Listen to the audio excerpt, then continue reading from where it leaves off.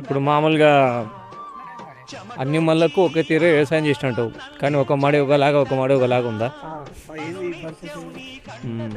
ఇతను మా మల్లేష్ అన్న, పెద్ద ఫార్మర్ అనమాట. మా మల్లేష్ అంటే ఊళ్ళో కొంచెం పెద్ద మనిషి, ఆదర్శ రైతులు అంటాడు. ఎన్ని రోజులైనా నడిచి? 23 రోజులు అయిందా? ఇప్పుడు యూరియాలు ఎన్ని రోజులు అవుతున్నా?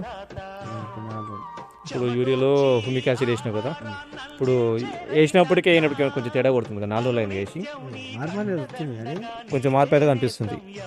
ఓకే ఓకే ఓకే అన్న.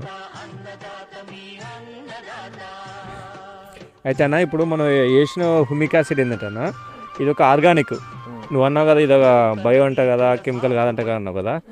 ఇదేంటంటే మన భూమి గనులకి వెళ్ళి ఇస్తారన్నమాట. చైనాలో కానీ జపాన్లో కానీ భూమి గనులకి వెళ్ళి తీసి ఈ పౌడర్ అనేది పంపిస్తారన్నమాట.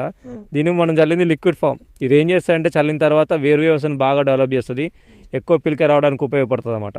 అంటే చౌడు నేలలున్నా కూడా బాగుంటుంది. మళ్ళీ భూమిలో ఏంటంటే మనకు మంచి చేసే సూక్ష్మజీవులు ఉంటాయి మన పొలంలో, అవి ఇంకా పెరుగుతాయి అన్నమాట ఇవి వేసుకుంటే. అంటే మన పొలానికి చాలా మంచి చేస్తుంది అన్నమాట. ఫస్ట్ ఏంటంటే మన వ్యవసాయం చేసే భూమి ఇది చాలా ఆరోగ్యంగా ఉండాలి. ఇది ఆరోగ్యంగా ఉంటేనే పంట అనేది ఆరోగ్యంగా వస్తుంది. అది ఆరోగ్యంగా లేదనుకో మనకు కొంచెం కష్టమవుతుంది అన్నమాట.